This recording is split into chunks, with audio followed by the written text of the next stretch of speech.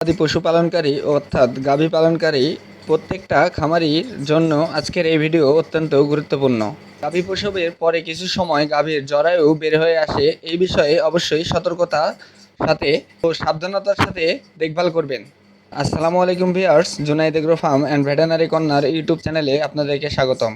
আজ আপনাদের দেখাতে চলেছি গাভী গরুর প্রসবের পরে জরায়ু ও ফুল বের হয়ে গেলে কিভাবে এর সমাধান করবেন, এই বিষয়ে কিছু তথ্য দেওয়ার জন্য আজকের এই ভিডিও। গর্ভবতী গাভী পালন ও দুগ্ধ খামারি গাভী পালন বাচ্চা প্রসবের পরে ফুল ও গর্ভের জরায়ু বের হয়ে গেলে তৎক্ষণাৎ আপনারা চিকিৎসকের পরামর্শে বা চিকিৎসককে নিয়ে এসে সঠিক চিকিৎসা ও ফুল স্থানান্তর সঠিকভাবে সঠিক নিয়মে যদি তাহলে গাভীটি বেঁচে যাওয়ার সম্ভাবনা অনেকটা বেশি। আপনারা ভিডিওতে দেখছেন বাচ্চা প্রসবের পরে জরায়ু লাড়ি ও ফুল কিভাবে বের হয়ে গেছে। আমরা দক্ষ ভেটেরিনারি ডাক্তারের পরামর্শ ও নিয়ে এসে চিকিৎসা প্রদান করতেছি। জরায়ুর লাড়ি সঠিকভাবে পানি দিয়ে ও স্যাভলন অথবা বায়োটিন তাছাড়াও বরফের পানি সাথে মিশিয়ে নিতে হবে। সঠিকভাবে পরিষ্কার করে নিয়ে গাভীর পেটে আমরা ফুল ও জরায়ু প্রবেশ করানোর চেষ্টা করছি, এতে করে গাভীর স্বাভাবিক জীবনে ফিরে আসা সম্ভব। অবশ্যই খেয়াল রাখবেন, ভালোভাবে পরিষ্কার করে নিতে হবে ও পানি দিয়ে ধুয়ে তার জীবাণুমুক্ত করতে হবে। গাভীর জরায়ুতে কোনো প্রকার রক্ত ও চর্বি যাতে না থাকে সেদিকে খেয়াল রাখবেন।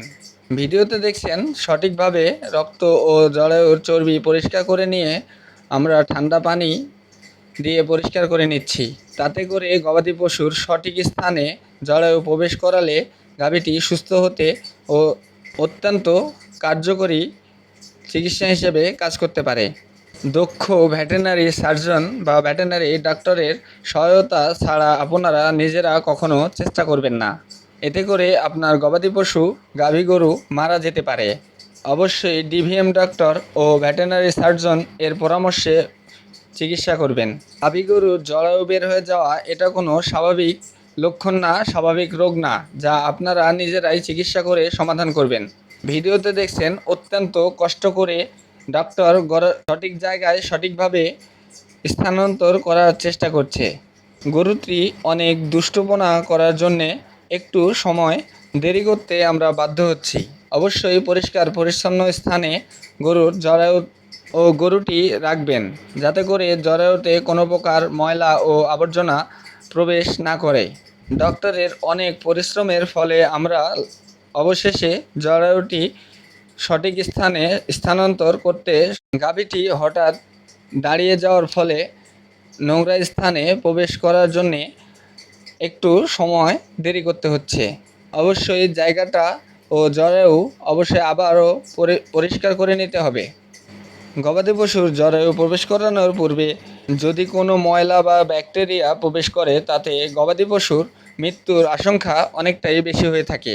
তাই অত্যন্ত সাবধানতার সাথে কাজগুলো দেখভাল করে নিশ্চিত করতে যতটা সময় লাগবে ততটাই সময় ধরে আস্তে ধীরে কাজ করতে হবে।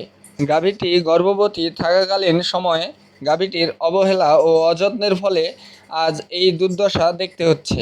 আপনারা যারা গর্ভবতী গাভী পালন করেন ও দুগ্ধবতী গাভী পালন করে থাকেন তারা অবশ্যই গাভীকে যত্ন সহকারে চিকিৎসার পাশাপাশি দেখভাল, খাদ্য ও দানাদারের ঘাটতি অবশ্যই পূরণ করবেন, তাতে করে এই সমস্যা আপনারা এড়িয়ে চলতে পারবেন। গাভীটি অত্যন্ত দুর্বলের ফলে বাচ্চা প্রসবের পূর্বে উঠে না দাঁড়ানোর জন্যে গাভীটির জরায়ু বের হয়ে আসে।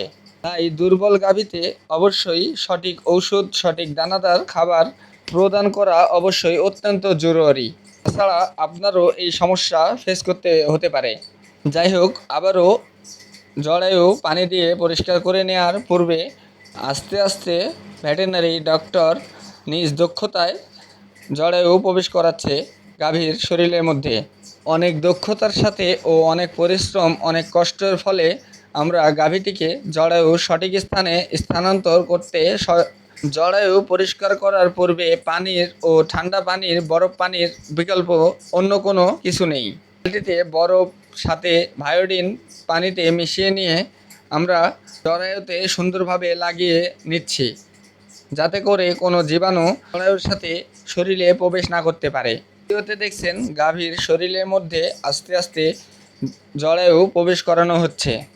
এতে করে সঠিক স্থানে জরায়ু প্রবেশ করানোর ফলে গাভী সুস্থ হতে কিছুটা সময় লাগলেও হয়তোবা গাভীর জীবন রক্ষা পেতে পারে। ভেটেরিনারি ডক্টর ও সহায়ক ডক্টর দুজনের পরিশ্রমের ফলে আমরা অবশেষে গাভীর শরীরে সঠিকভাবে স্থানান্তর বা স্থাপন করতে পেরেছিলাম।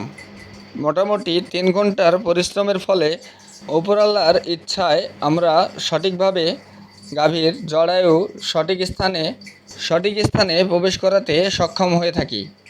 ভিডিওতে দেখছেন পানির কোনো বিকল্প নেই। গাভীটি অত্যন্ত দুর্বলের ফলে উঠে দাঁড়ানোর সক্ষমতাও দেখাচ্ছে না। অবশেষে 3 থেকে 5 জনার সহায়তায় আমরা গাভীটিকে দাঁড় করিয়ে জরায়ু সঠিক জায়গায় স্থাপন করতে পারি। অবশ্যই আপনার গবাদি পশুর জরায়ু বের হয়ে গেলে তা স্থানে সঠিকভাবে স্থাপন করার পরে সেলাই করে সঠিক চিকিৎসা দিলে কিছুদিনের মধ্যে আপনার গাভী নিশ্চিত সুস্থ হওয়া সম্ভব। ভেটেরিনারি ডক্টরের অক্লান্ত পরিশ্রমের ফলে আমরা গাভীটিকে সুস্থ করতে বা জরায়ুর সঠিকভাবে ভিডিওতে দেখছেন কতটা পরিশ্রম করতে হয়েছে গাভীটির জরায়ু প্রবেশ করাতে। ভেটেরিনারি ডক্টর ও সহায়ক ডক্টর দুজনে একসাথে অক্লান্ত পরিশ্রমের ফলে আমরা অবশেষে গাভীর শরীরে সঠিক স্থানে প্রবেশ করাতে সক্ষম হয়েছি। আল্লাহ চাইলে অল্প দিনের মধ্যে গাভীটি সুস্থ সবল ও স্বাভাবিক জীবনে ফিরে আসতে পারে। গরুটির অত্যন্ত রক্তক্ষরণের ফলে গরুটির দুর্বলতা আপনারা ভিডিওতে দেখছেন অত্যন্ত দুর্বল গাভীর জন্যে গাভীটি শুয়ে আছে। যদি গাভীটি দাঁড়িয়ে থাকতো তাহলে খুব সহজে জরায়ু সঠিকভাবে প্রবেশ করাতে এতটাও সমস্যা হতো না। অত্যন্ত দুর্বল গাভীর জন্য 5 থেকে 7 জনার সহায়তায় আমরা গাভীটির চিকিৎসা করে থাকি। ভিডিওতে দেখছেন গাভীটির জরায়ু প্রবেশ করানোর পরে পুনরায় চেক করা হচ্ছে যে সঠিক জায়গায় জরায়ু প্রবেশ করেছে কিনা। অত্যন্ত রক্তক্ষরণের ফলে গাভীটি আরও দুর্বল হয়ে পড়েছে। তাছাড়াও গাভী গরুর বাচ্চা সুস্থ সবল ও স্বাভাবিক রয়েছে। ভেটেরিনারি ডক্টর নিজে আবার চেক করে দেখছেন যে গাভীর জরায়ু সঠিক স্থানে প্রবেশ করেছে কিনা। অবশ্যই আপনারা সাবধানতার সাথে ভেটেরিনারি ডক্টর সঠিক চিকিৎসা নিতে দক্ষ ভেটেরিনারি ডক্টর ছাড়া কোনোভাবেই চিকিৎসা প্রদান করিবেন না। একটু ভুলে আপনার গাভী মারা যেতে পারে। ভেটেরিনারি ডক্টর অবশ্যই একটু চেক দিয়ে দেখছে যে আবারও জরায়ু বের হয়ে আসে কিনা। তবে অবশেষে অপেক্ষার পরে আমরা দেখলাম জরায়ু পুনরায় বের হয়ে আসছে না। আমরা অবশেষে সেলাই করে এর সুস্থ চিকিৎসা প্রদান করছি। সেলাই করা সহ বৃত্তান্ত ভিডিও দেখতে আমাদের চ্যানেলের সাথেই থাকুন। তাছাড়াও এগুলো ভিডিও তৈরি করা আমাদের জন্য একদম নিষেধ। আপনাদের সুবিধার্থে আমরা ভিডিওটি তৈরি করছি। যারা ক্ষুদ্র খামারি ও প্রান্তিক পর্যায়ে যারা 2-1টা গরু পালন করেন তারা অবশ্যই গবাদি পশুকে যত্ন সহকারে খাবার ও মেডিসিন প্রদান করিবেন। তাতে করে এই সমস্যা আপনার ফেস করতে হবে না।